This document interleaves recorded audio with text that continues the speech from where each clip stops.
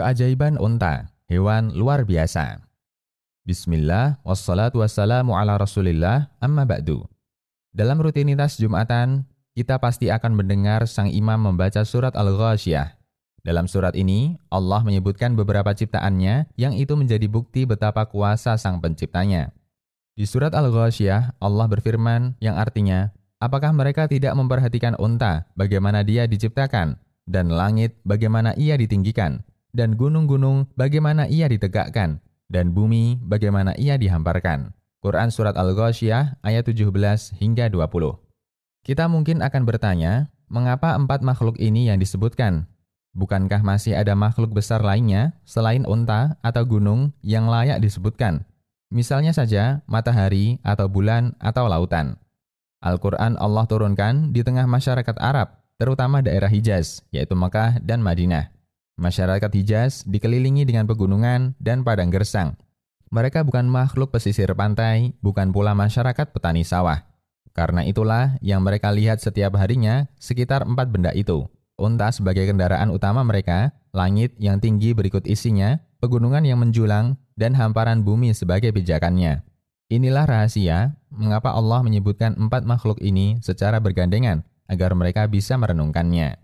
Selanjutnya, dari keempat makhluk yang disebutkan itu, satu-satunya yang tergolong makhluk hidup adalah unta. Untuk itu, pembahasan kita kerucutkan ke unta. Jika kita perhatikan karakter unta, yang terbayang di benak kita adalah binatang penyabar dan tenang. Hidup di tengah alam yang sangat keras, padang pasir yang menantang. Unta memiliki peran besar bagi masyarakat Jazirah Arab. Unta menjadi kendaraan utama mereka untuk bisa melakukan perjalanan mengarungi samudera gurun pasir. Karena saking pentingnya unta bagi masyarakat Arab, mereka menyebutnya dengan nama-nama yang beragam. Seperti yang kita tahu, jika ada sesuatu yang sangat penting bagi masyarakat, mereka akan memberikan banyak nama untuk sesuatu itu. Menurut catatan Lembaga Kemukjizatan Al-Quran, bahwa sebagian ahli bahasa menyebutkan, ada sekitar 6.000 kata dalam bahasa Arab untuk menyebut unta. Di antara yang disebutkan di Al-Quran, ibil, naqah, jamal, air, him, an'am, dan ba'ir. Dan masing-masing nama tentu saja memiliki karakter yang berbeda. Kuatnya unta. Dalam surat Al-Ghasyiyah, Allah mengajak kita untuk merenungkan bagaimana unta itu diciptakan. Perhatikan bagaimana Allah menciptakan unta, sehingga dia menjadi hewan yang demikian kuat, yang secara ukuran tentu saja jauh di bawah gajah, kulitnya tidak setebal badak, dan larinya tak sekencang kuda. Namun hewan ini mampu menjadi kendaraan utama mengarungi padang pasir yang demikian menakutkan. Menurut catatan Lembaga Kemukjizatan Al-Quran, yaitu Al-Hay'ah Al-Alamiyah Lil-I'jaz Al-Ilmi fil Quran was Sunnah, bahwa unta mampu berjalan sejauh 50 mil, sekitar 80 km sehari, dengan kondisi bertahan tanpa makan dan minum selama 5 hari. Itu artinya, dia mampu menempuh 250 mil, sekitar 400 km, tanpa bekal makan dan minum. Dan jarak itu sama dengan jarak antara Mekah dan Madinah. Tapi perlu juga dicatat, unta mampu minum hingga 200 liter air, kira-kira 1 drum. Di samping itu, unta juga mampu berjalan sejauh 20 mil dalam sehari dengan membawa beban seberat 500 kilo atau setengah ton, tanpa makan dan minum selama 3 hari berturut-turut. Subhanallah, bukankah ini menunjukkan betapa maha kuasanya zat yang menciptakannya? Pantas saja jika Allah mengajak kita untuk merenungkan penciptaan unta ini. Unta bagaikan perahu. Di antara keunikan unta yang Allah sebutkan dalam Al-Quran adalah Allah berfirman yang artinya, sesungguhnya pada binatang-binatang ternak benar-benar terdapat pelajaran yang penting bagi kamu. Kami memberi minum kalian dari air susu yang ada dalam perutnya. Dan juga pada binatang-binatang ternak itu terdapat faedah yang banyak untuk kamu. Dan sebagian daripadanya kamu makan, dan di atas punggung binatang-binatang ternak itu, dan juga di atas perahu-perahu kamu diangkut. Quran Surat Al-Mu'minun ayat 21 dan 22. Kita akan menggarisbawahi kalimat di atas punggung binatang-binatang ternak itu dan juga di atas perahu-perahu kamu diangkut.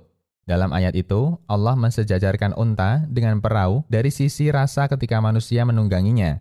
Orang yang naik unta rasanya seperti naik perahu. Dihuyun-huyun dengan model jalannya unta, layaknya dihuyun ombak ketika naik perahu. Jika kita perhatikan, cara jalan unta berbeda dengan cara jalan umumnya binatang berkaki 4. Unta berjalan yang kita sebut seperti robot, tangan dan kakinya maju bersamaan. Tangan kanan maju dengan kaki kanan, Tangan kiri maju dengan kaki kiri. Ini berbeda dengan umumnya binatang, mereka kaki tangan ketika berjalan sifatnya bersilang. Tangan kanan maju bersama kaki kiri, atau tangan kiri maju bersama kaki kanan. Dengan cara jalan yang demikian, orang yang naik unta terhuyun-huyun seperti naik perahu. Tunduk kepada manusia. Unta termasuk binatang yang sama sekali tidak memiliki senjata, tidak bertanduk, tidak bertaring, dan tidak bercakar. Meskipun demikian, jika manusia bertarung dengan unta, sama-sama tidak membawa senjata, jelas kita akan kalah, karena dia jauh lebih kuat dibandingkan kita. Di sini, Allah ingatkan tanda kekuasaannya kepada kita. Unta yang demikian kuat menjadi begitu tunduk kepada manusia, tidak liar dan tidak berontak ataupun melawan.